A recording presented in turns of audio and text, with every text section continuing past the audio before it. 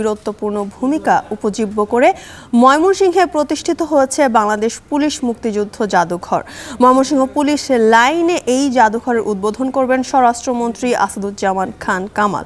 এছাড়াও 11টি উন্নয়ন প্রকল্পের উদ্বোধন করবেন তিনি। এ বিষয়ে জানাতে পুলিশ লাইন থেকে যুক্ত হচ্ছেন সহকর্মী হারুনুর রশিদ। হারুন, মুক্তিযুদ্ধ জাদুঘর ও 11টি প্রকল্প কখন উদ্বোধন করা হবে এবং প্রকল্পগুলো নিয়ে বিস্তারিত জানাবেন।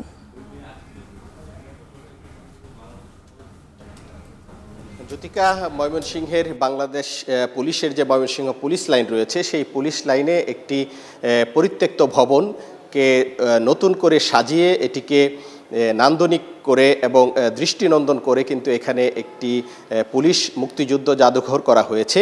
এটি ময়মনসিংহ পুলিশের উদ্যোগে এই স্থাপনাটি করা হয়েছে এবং এই মুক্তিযুদ্ধ জাদুঘরে কিন্তু ময়মনসিংহ জেলার বা বৃহত্তর ময়মনসিংহ অঞ্চলের যে মুক্তিযুদ্ধ, সেই মুক্তিযুদ্ধের যে গৌরবময় ইতিহাস রয়েছে সেগুলো ফুটিয়ে তোলা হয়েছে। পাশাপাশি ময়মনসিংহ জেলার পুলিশ সদস্য যারা মুক্তিযুদ্ধে অংশগ্রহণ করেছিলেন তাদের বীরত্ব গাথাকে উপজীব্য করেই কিন্তু এই পুলিশ মুক্তিযুদ্ধ জাদুঘরটি করা হয়েছে।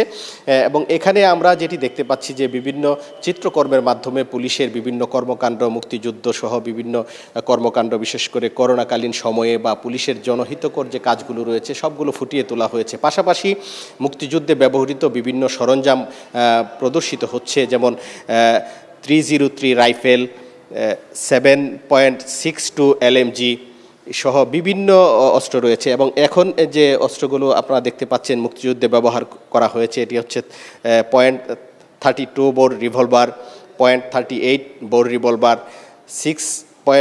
7.62 SLR সহ বিভিন্ন অস্ত্র রয়েছে যে অস্ত্রগুলো মুক্তিযুদ্ধে পুলিশ সদস্যরা ব্যবহার করেছেন এবং এই দেশকে স্বাধীন করার জন্য তাদের যে আত্মত্যাগ, সেই আত্মত্যাগের বিষয়গুলোকেই কিন্তু এখানে ফুটিয়ে তোলা হয়েছে। এবং এটি কিছুক্ষণ পরেই স্বরাষ্ট্রমন্ত্রী আসাদুজ্জামান খান কামাল এই পুলিশ মুক্তিযুদ্ধ জাদুঘর এটি উদ্বোধন করবেন। এবং এই উদ্বোধনের পাশাপাশি কিন্তু আরও 11টি উন্নয়ন প্রকল্প রয়েছে যে উন্নয়ন প্রকল্পগুলো উদ্বোধন করবেন।